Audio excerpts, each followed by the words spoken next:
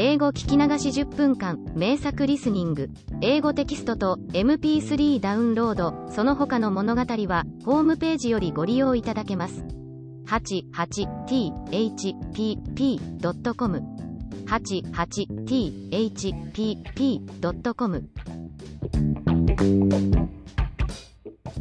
When he suddenly found himself attacked by cold in the head, he would have had to fly from the palace, but for the timely aid of our dear Tylo, who ran after the little minx and drove her back to her cavern, amidst the laughter of Tyltyl and Mytyl, who thought gleefully that, so far, the trial had not been very terrible. The boy, therefore, ran to the next door with still greater courage. "Take care," cried Night, in a dreadful voice. "It's the wars. They are more powerful than ever. I daren't think what would happen, if one of them broke loose. Stand ready, all of you, to push back the door." Night had not finished uttering her warnings, when the plucky little fellow repented his rashness. He tried in vain to shut the door which he had opened, an invincible force was pushing it from the other side, streams of blood flowed through the cracks, flames shot forth, shouts, oaths and groans mingled with the roar of cannon and the rattle of musketry. Everybody in the palace of Night was running about in wild confusion. Bread and Sugar tried to take to flight, but could not find the way out, and they now came back to Tybalt and put their shoulders to the door with despairing force.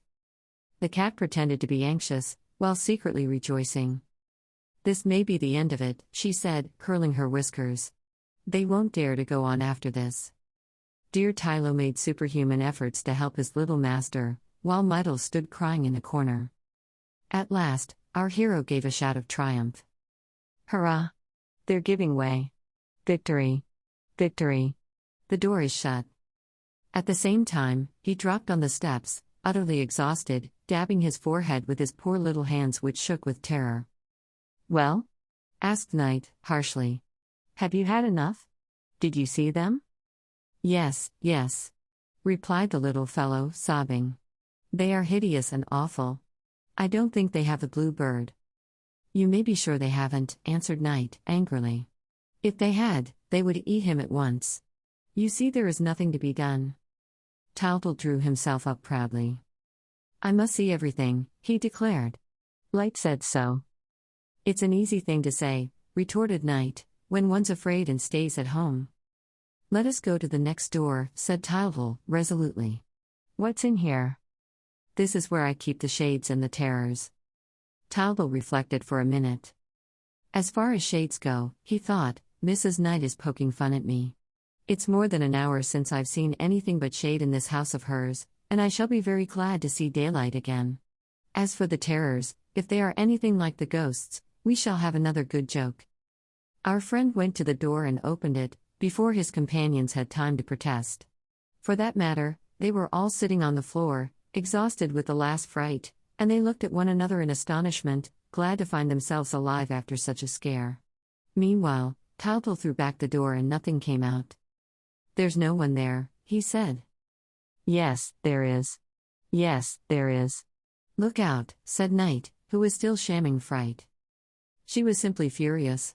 She had hoped to make a great impression with her terrors, and, lo and behold, the wretches, who had so long been snubbed by man, were afraid of him. She encouraged them with kind words and succeeded in coaxing out a few tall figures covered with grey veils. They began to run all around the hall until, hearing the children laugh, they were seized with fear and rushed indoors again. The attempt had failed, as far as Night was concerned, and the dread hour was about to strike. Already, Tyltyl was moving towards the big door at the end of the hall. A few last words took place between them.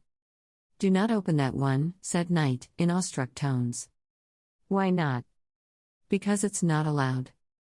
Then it's here that the blue bird is hidden. Go no farther, do not tempt fate, do not open that door." "But why?" again asked Tyltyl, obstinately. Thereupon, Night, irritated by his persistency, flew into a rage, hurled the most terrible threats at him, and ended by saying, "Not one of those who have opened it, were it but by a hair's breadth, has ever returned alive to the light of day. It means certain death, and all the horrors, all the terrors, all the fears of which men speak on earth are as nothing compared with those which await you if you insist on touching that door." "Don't do it, master dear," said Bread, with chattering teeth. "Don't do it. Take pity on us. I implore you on my knees. You are sacrificing the lives of all of us, mewed the cat. I won't. I shan't, sobbed Myrtle. Pity. Pity. Whined Sugar, wringing his fingers. All of them were weeping and crying, all of them crowded round Tylo. Dear Tylo alone, who respected his little master's wishes, dared not speak a word, though he fully believed that his last hour had come. 2 big tears rolled down his cheeks, and he licked Tylo's hands in despair. It was really a most touching scene, and for a moment, our hero hesitated. His heart beat wildly, his throat was parched with anguish, he tried to speak and could not get out a sound. Besides, he did not wish to show weakness in the presence of his hapless companions. If I have not the strength to fulfill my task, he said to himself, who will fulfill it? If my friends behold my distress, it is all up with me, they will not let me go through with my mission and I shall never find the blue bird. At this thought, the boy's heart leapt within his breast and all his generous nature rose in rebellion.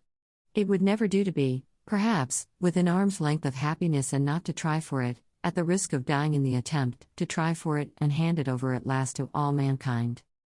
That settled it. Tylo resolved to sacrifice himself. Like a true hero, he brandished the heavy golden key and cried, I must open the door.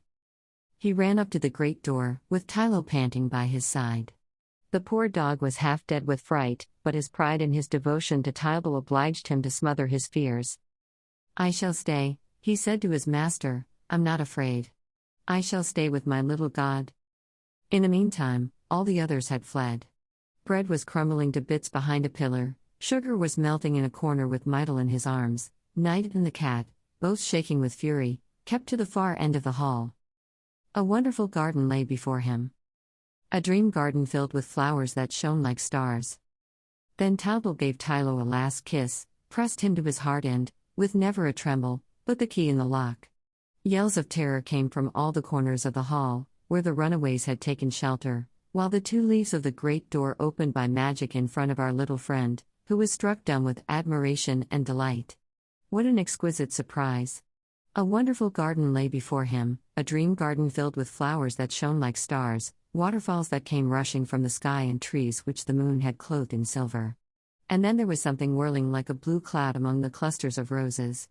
Tylo rubbed his eyes, he could not believe his senses. He waited, looked again and then dashed into the garden, shouting like mad. Come quickly!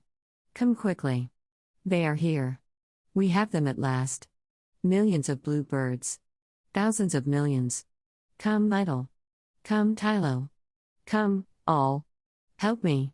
You can catch them by handfuls. Reassured at last, his friends came running up and all darted in among the birds, seeing who could catch the most. I've caught 7 already, cried Myrtle. I can't hold them. Nor can I, said Tylo. I have too many of them. They're escaping from my arms. Tylo has some too. Let us go out, let us go. Light is waiting for us. How pleased she will be. This way, this way. And they all danced and scampered away in their glee, singing songs of triumph as they went. Night and the cat, who had not shared in the general rejoicing, crept back anxiously to the great door, and Night whimpered. Haven't they got him? No, said the cat, who saw the real blue bird perched high up on a moonbeam. They could not reach him, he kept too high. Our friends in all haste ran up the numberless stairs between them and the daylight. Each of them hugged the birds which he had captured, never dreaming that every step which brought them nearer to the light was fatal to the poor things, so that, by the time they came to the top of the staircase, they were carrying nothing but dead birds. Light was waiting for them anxiously. Well, have you caught him? She asked. Yes, yes, said Tylo. Lots of them. There are thousands. Look. As he spoke, he held out the dear birds to her and saw, to his dismay, that they were nothing more than lifeless corpses, their poor little wings were broken and their heads drooped sadly from their necks. The boy, in his despair, turned to his companions. Alas, they too were hugging nothing but dead birds. Then Tylo threw himself sobbing into Light's arms. Once more, all his hopes were dashed to the ground. Do not cry, my child, said Light. You did not catch the one that is able to live in broad daylight. We shall find him yet. Of course, we shall find him, said Bread and Sugar, with one voice. They were great boobies, both of them, but they wanted to console the boy. As for friend Tylo, he was so much put out that he forgot his dignity for a moment and, looking at the dead birds, exclaimed, "Are they good to eat, I wonder?" The party set out to walk back and sleep in the Temple of Light. It was a melancholy journey. All regretted the peace of home and felt inclined to blame Tylo for his want of caution. Sugar edged up to Bread and whispered in his ear, "Don't you think, Mr. Chairman, that all this excitement is very useless?" And Bread, who felt flattered at receiving so much attention, answered, pompously, "Never you fear, my dear fellow, I shall put all this right. Life would be unbearable if we had to listen to all the whimsies of that little madcap. Tomorrow, we shall stay in bed." They forgot that, but for the boy at whom they were sneering, they would never have been alive at all, and that, if he had suddenly told Bread that he must go back to his pan to be eaten and Sugar that he was to be cut into small lumps to sweeten Daddy's coffee and Mummy's syrups, they would have thrown themselves at their benefactor's feet and begged for mercy. In fact, they were incapable of appreciating their good luck until they were brought face to face with bad. Poor things. The fairy Baraloon, when making them a present of their human life, ought to have thrown in a little wisdom. They were not so much to blame. Of course, they were only following man's example.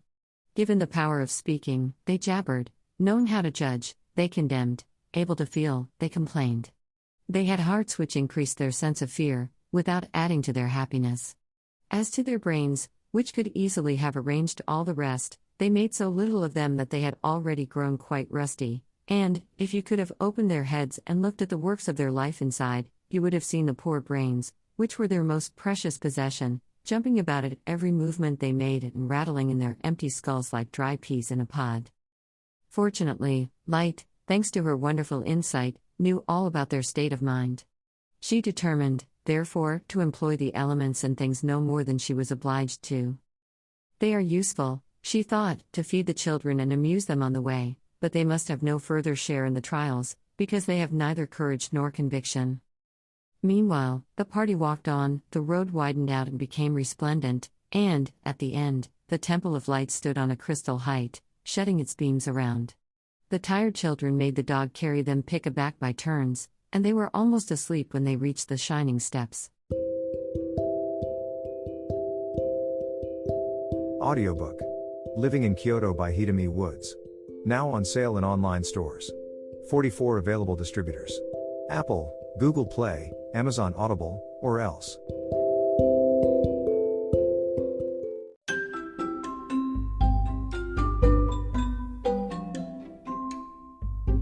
大好評。ヒデミウッズがデザインしたとってもかわいいオリジナルグッズが手に入る。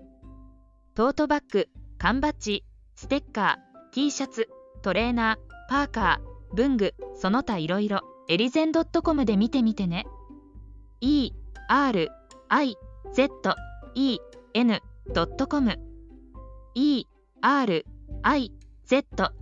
erizen.com エリゼン .com。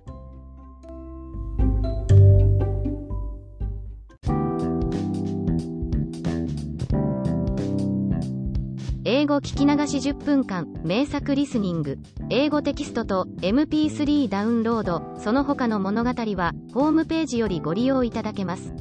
88thpp.com 88thpp.com